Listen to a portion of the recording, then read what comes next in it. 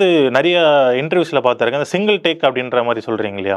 அது சில பேர் இப்போது நம்ம நிறைய பெரிய டேரக்டர்ஸ் எல்லாமே பார்த்தீங்கன்னா டேக்ஸ் அதிகமாக வாங்குவாங்க, டேரக்டர்ஸ் ஆகட்டும், ஆக்டர்ஸ் ஆகட்டும். பட் ஆனால் அந்த சிங்கிள் டேக் அப்படின்றது அது எந்த லெவலுக்கு அது சாத்தியம்ன்றீங்க? இல்லை சிங்கிள் டேக்லேயே பர்ஃபார்மன்ஸ் பெரிய பெரிய நடிகர்லாம் டக்கு டக்குன்னு டேக்கில் முடிச்சிடறாங்களா சார்? பெரிய நடிகர்களே வந்து பார்த்தீங்கன்னா ஷூட்டிங் ஸ்பாட்டில் வந்து டக்கு டக்குன்னு நடிச்சு கொடுத்துட்டு போகிறவங்களாம் நிறைய பேர் இருக்காங்க. சில சீனுக்கு வந்து நிறைய பர்ஃபெக்ஷன் தேவை, ஆங்கிளாக எடுக்கிறப்ப நிறைய டேக்ஸ் தேவைப்படுது.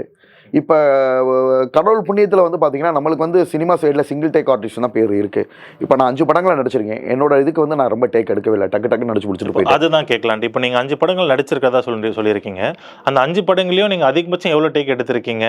உங்களால் எப்படி சார்? அது கடவுள் புண்ணியத்தில் ஃபஸ்ட்டு டைம்லேயே வந்து பார்த்தீங்கன்னா director single take artist watermelon ஸ்டார்னு கத்துனாரு. அது என்ன நேரத்தில் அவர் சொன்னாரோ அடுத்த படத்தில் அப்படி தான், அடுத்தடுத்த படங்கள் அப்படி தான். முதல் 4 படத்தில் சின்ன சின்ன ரோல் தான் சார்.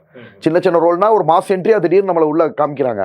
5வது படத்தில் தான் கேரக்டர் ரோலாக மாறி இருக்கேன். அவங்களுமே சந்தோஷப்பட்டாங்க. என்னடா அவன் டக்கு டக்கு டக்குன்னு பண்ணிடுறானே ஒன்றும் அப்படின்னு சொல்லிட்டு. அதில் 10 நாள் ஷூட்டிங், மற்றதுலாம் ஒரு நாள் தான் ஷூட்டிங்கு. 5வது படத்தில் கேரக்டர் ரோலாக மாறுறோம்.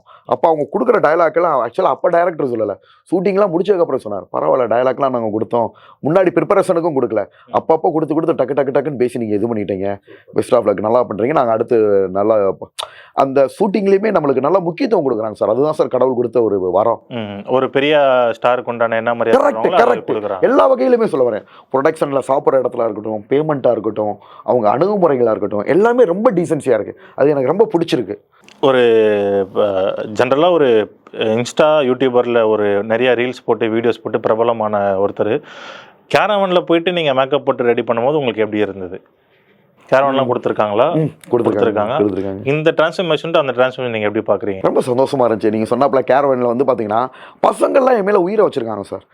ப்ரொடக்ஷன் டீமில் இருந்து 1 மடங்கு சொன்னாங்கன்னா அவங்க 2 மடங்கு கவனிக்கிறாங்க.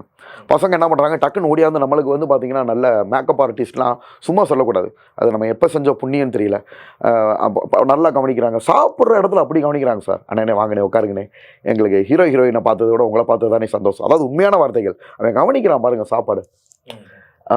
அந்த தம்பி வந்து பார்த்தீங்கன்னா அப்படி கவனிக்கிறாங்க பாருங்கள். ப்ரொடக்ஷன்லேருந்து அவ்வளவு, அதுவும் 5வது படத்தில் நடித்தப்பெல்லாம் நான் ரொம்ப சந்தோஷப்பட்டேன் சார். அப்படி பசங்க கவனிச்சுக்கிட்டாங்க. மேக்கப் ஆர்டிஸ்ட்லேருந்து, சாப்பாட்லேருந்து, ப்ரொடக்ஷன்லேருந்து. நான் உங்களுக்கு கொடுக்குற காசு கம்மி, இதை விட இன்னும் நீங்கள் பல மடங்கு வருவீங்க, உங்கள் நடிப்புக்கு இது கம்மி, இன்னும் நீங்கள் நல்லா வருவீங்க. இதெல்லாம் எந்த ப்ரொடியூசர் வாய் திறந்து சொல்லுவாங்க?